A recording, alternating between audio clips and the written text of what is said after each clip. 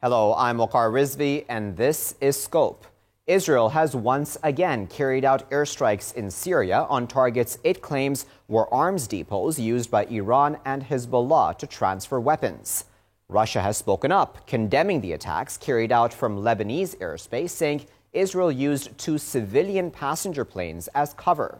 At a time of an announced U.S. pullout from Syria, will we now see a more assertive Israeli role in Syria?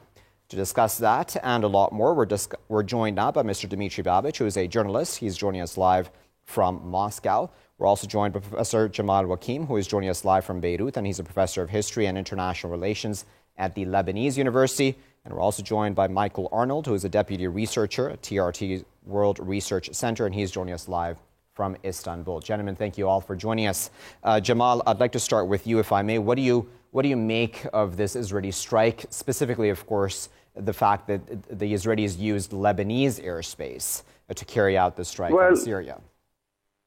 Well, this is not the first time that the Israelis used Lebanese airspace to direct aggression against Syrian targets or against Lebanese targets. So I believe that it comes at a time when the American troops are withdrawing from eastern Syria, and at the same time, the United States and its ally Israel want to pressure Syria to withdraw Iranian experts and Lebanese resistance fighters from Syria.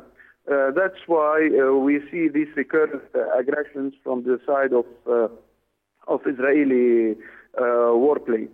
So I believe that it's also part of a probable escalation, especially in southern Syria and in Lebanon, from the side of Israel. And we need to wait and see the reaction of the Syrian government and, of course, of the Lebanese. There were news of retaliation directed by the Syrian army when it launched a missile against Israeli objectives, but there were no reports about the damages inflicted there. But I believe that we are still far from settling the Syrian crisis on peaceful terms. I believe that we need to wait for another 1 or 2 years. Jamal, you know, the accusation by Israel is that the Iranians are passing on weapons to Hezbollah in Syria. How has Hezbollah reacted to this accusation? And there's also been another, development in that Israel is saying possibly that Hezbollah commanders were injured in this attack. Have the Lebanese Hezbollah responded to this? Well, first, regarding the let's say, Hezbollah high commanders, there are no news or no confirmation from the side of Hezbollah regarding that. But regarding the fact that Iran is passing missiles and weapons to Hezbollah, this is no secret, and this has been the case for the past 4 decades through Syria. And Syria also was always passing weapons to Hezbollah to support it, to resist and react to Israeli aggressions, because we need to admit the fact that it was Israeli aggression against Lebanon and Syria for the past 7 decades that led to the rise of various resistance groups, including Hezbollah, starting from 1982, while Israeli massacres that were directed against the Lebanese civilian population date back to the early 1950s. So this is no secret, and Hezbollah admits that it receives weapons from Iran. I believe that the real objective of Israel now is to force, and the United States, is to force Iran and Hezbollah to withdraw their troops from Syria, and at the same time, the American geopolitical directives are not to allow any influence for Iran in the region west of the Euphrates, and to limit the influence of Iran in Iraq or to parts of Iraq. Right, so, Jamal. I just wanted to, Jamal, real, if you allow me, I wanted to bring guests from Moscow. Dimitri, you've been listening there to the point of view from Lebanon. Dimitri, we know that Russia, of course, has condemned these Israeli airstrikes, calling them provocative. A lot of Israeli media saying that this is language that possibly Russia has not used in the past when it comes to Israeli airstrikes, specifically, of course, in Syria and otherwise. What has changed, if anything, in the calculus of Russia towards this issue? Well, Russia has been trying to maintain working relations with Israel in the last, I would say, in the last 28 years since relations between Moscow and Tel Aviv were reestablished under Gorbachev in 1990. So we do it not because we have a particular love for Israel, but because it may be very dangerous if a nuclear power, and Israel is a nuclear power, has the same kind of relations that Israel and the Soviet Union had in 1967 or in 1982 when Israel invaded Lebanon. However, Russia's patience is being tried by Israel in a very rude way. Let me remind you that on the 17th of September, the Israeli fighters made a provocative move that led to the death of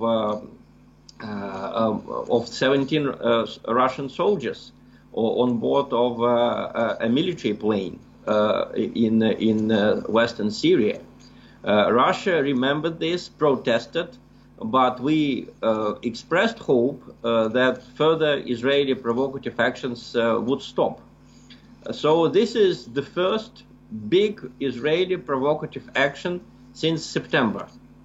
And Russia is, of course, very unhappy about it. The Russian Ministry of Defense presented the information that the Israeli airstrike put at least 2 civilian aircraft in grave danger, because 2 big planes were just about to land in Damascus airport when the strikes actually took place.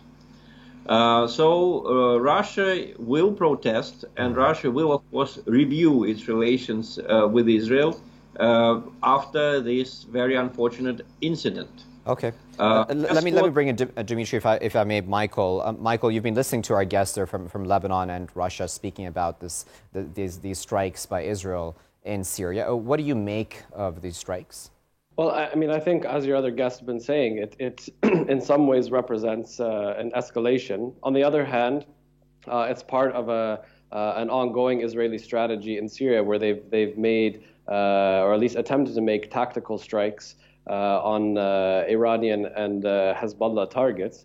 It remains an open question of how effective these and other Israeli strikes may have been. But I just want to also bring this point in that, yes, definitely any new military action in Syria raises the stakes to a certain extent, of course. But I think there are a number of factors here that need to be considered that actually point towards the fact that a significant escalation is unlikely. Miscalculations, of course, can always happen and things can get out of control. But I think there's a number of factors here, and I'll just quickly go through them and perhaps build on them afterwards. But number one, I think the Russian concern in Syria at this point is stabilization. They want Syria to be stable. Therefore, you see the strong reaction from the Russian side towards the Israelis, making unilateral strikes, putting civilian aircraft in danger, and really sort of ramping up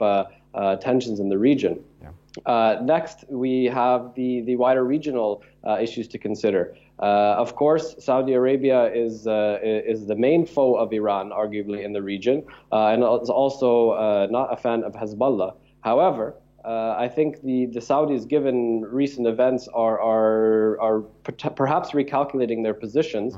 Not that they will be in favor of Iran or Hezbollah, but I don't think at this point that the Saudis would also be pleased with any new escalation against Hezbollah, either in Syria or in Lebanon. And this is something the Israelis have to take into consideration. I mean, recently the Israelis announced or made a statement to the effect, or officials have made statements to the effect that the murder of Jamal Khashoggi should be ignored by Israel in order to preserve this growing bond with Saudi Arabia. Finally, I think another factor that needs to really be considered here and is not often invoked when we're talking about this is Hezbollah's fighting capability. It's one thing for the Israelis to make assaults on the Gaza Strip when they're up against a relatively small and not heavily armed group like Hamas. It's quite another thing to escalate against Hezbollah, who has the capability of not only hitting Israeli cities, but also of having potentially thousands of fighters try to overwhelm the Israeli border. I'm glad you made that last point there, Michael. I do apologize for interrupting you, but I wanted to, because I know Jamal has to leave us early. Jamal, I just wanted to get your opinion on the last point Michael there just made. How do you think, Jamal, that in the coming days Hezbollah will view these Israeli strikes? Do you think Hezbollah is viewing this as an attack on itself, and will it respond in some way? Well, I believe that Hezbollah considers this as an attack against its operatives in Syria, but at the same time, I don't believe that Hezbollah will react or escalate the situation, because the American strategy and the Israeli strategy so far is to isolate Hezbollah on the political level. This is what explains, for example, the political crisis in Lebanon, and the impossibility to form a new government after 6 months of the legislative elections. And at the same time, I believe that the maneuver that was made by the Israeli warplanes were meant to cause a civilian disaster because there were news that 2 civilian jets were under risk of being targeted by Syrian missiles. And had it not been for Syrian I believe the resilience and not to act or not to escalate their reaction, we would have seen a disaster. Maybe 1 or 2 jets would have been shot down, civilian jets would have been shot down, and this would have caused an international outcry mainly against Hezbollah. I believe that this was the reason for the Israeli maneuver over Lebanese territories. They wanted to do the same thing that happened with the Russian jet that was downed by Syrian defenses near Latakia a few months ago. So I believe that this was the real objective.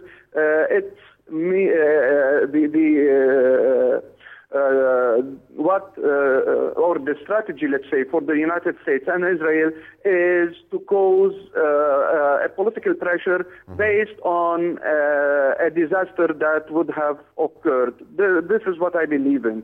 But we need to wait and see in the future the steps that would be taken by both sides.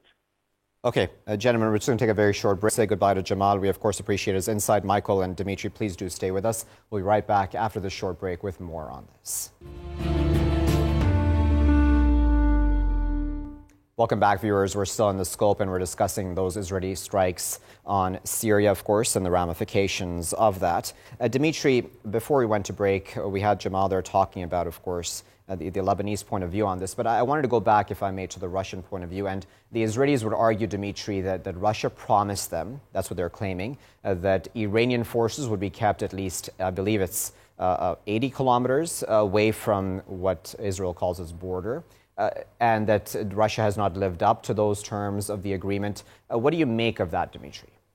Well, I think first, thanks to Jamal for reminding us of this incident that I talked about in my previous response on the 17th of December. Yeah. 17th of September, the Russian jet was downed because of the Israeli actions. the Israeli fighters operating over the territory of Lebanon and attacking Syria. So Russia had direct losses from an Israeli strike, and it took enormous patience on our side not to react to it militarily.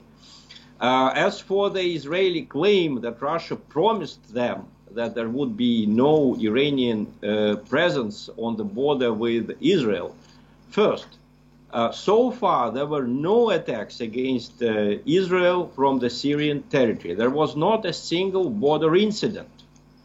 There were cases when missiles or shells, as a result of the civil war going on in Syria, landed on the Israeli territory, not killing anyone.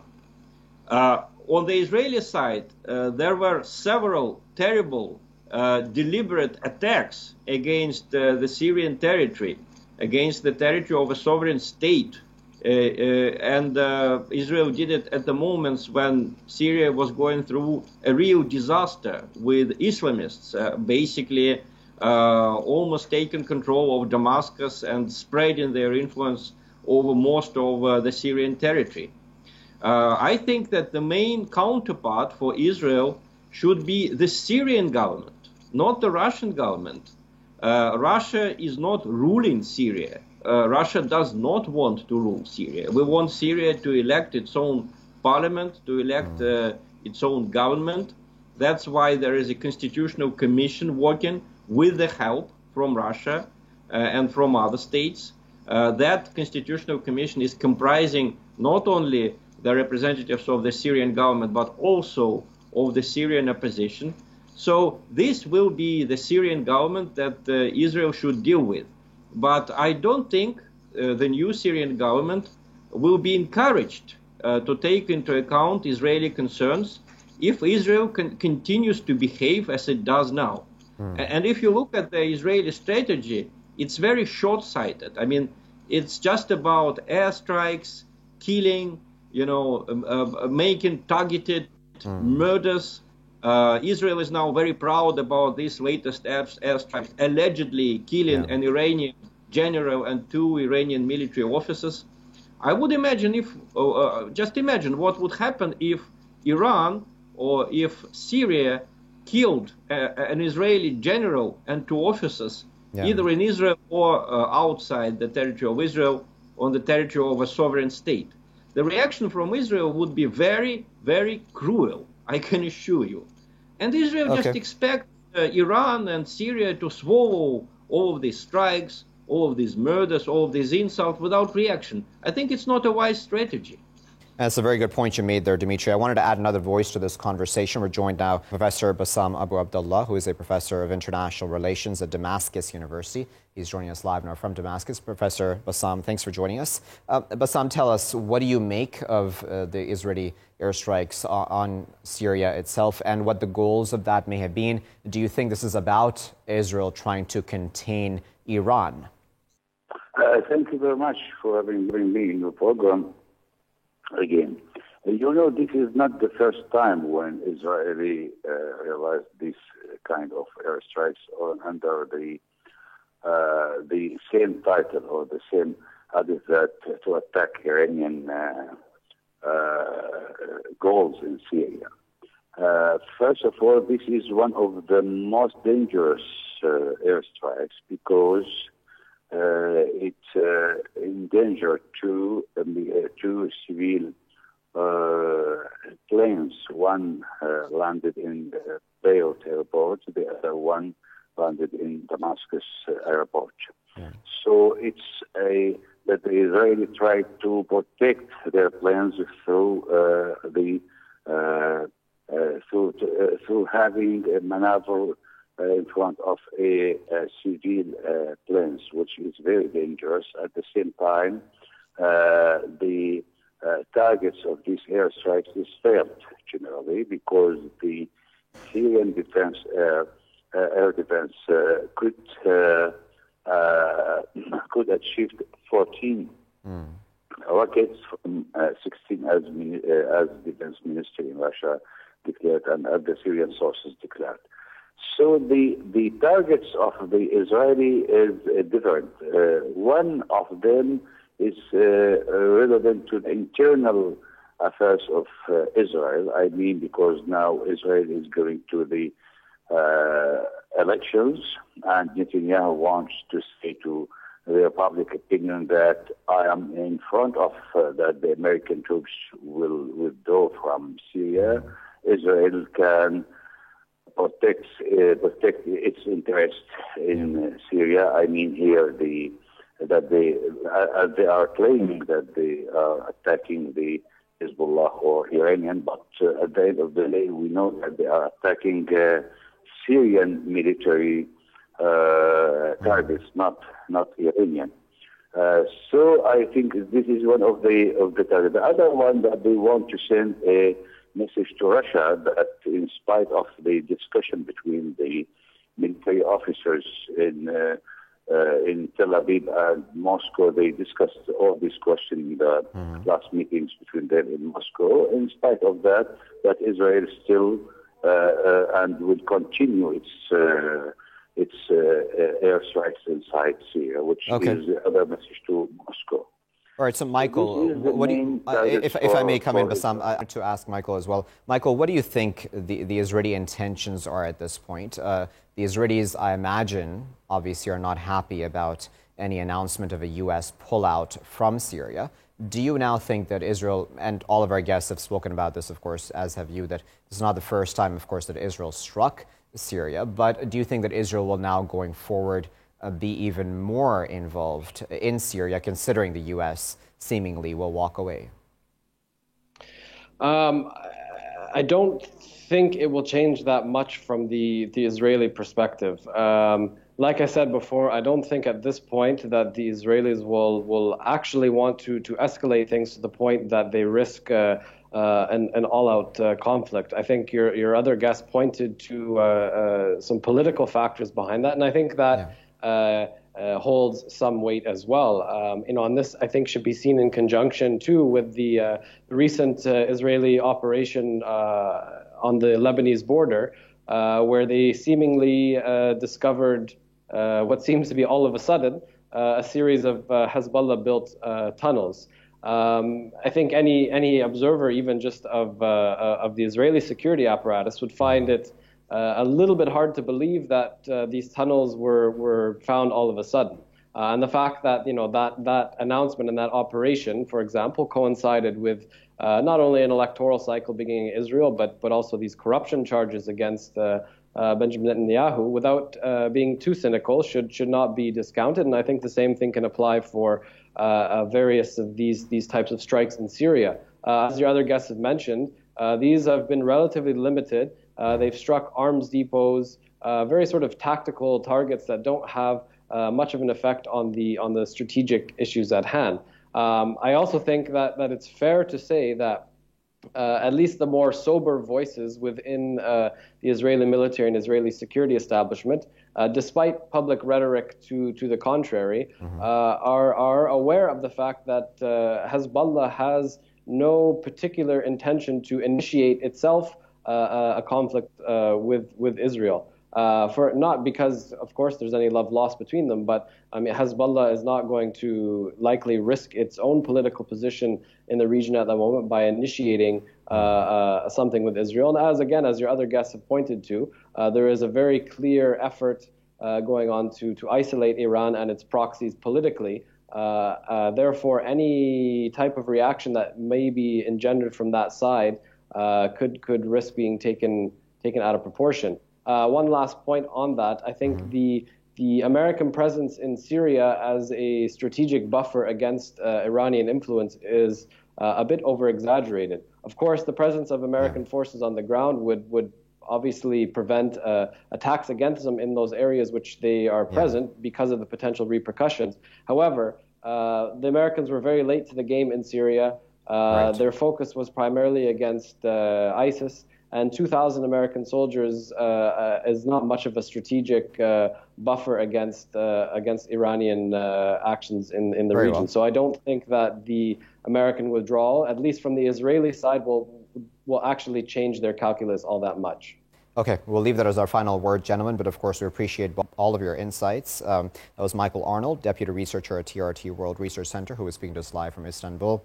We also had Professor Bassam Abu Abdullah of Damascus University speaking to us, and of course we had Dimitri Babich as well, who took his time out to speak to us from Moscow, and he's a journalist. Earlier we of course had Professor Jamal Wakim as well speaking to us from Beirut. Now, viewers, as all of our guests there said, of course we have Israeli calculations when it comes to these airstrikes on Syria, but Israel has, of course, been doing this for a while now. This is not a new development, certainly, and at this time we'll have to, of course, see how Hezbollah will react, how Iran will react. They haven't yet reacted as strongly as they may have in the past. We, of course, have the Lebanese, though, who are going to be going to the UN Security Council, seemingly to protest another illegal violation of their airspace to carry out this airstrike. And Russia, of course, has condemned this as provocative because it put in danger 2 civilian passenger planes that were landing in Beirut and Damascus, respectively. We'll keep a very close eye on this development, not just in Syria, but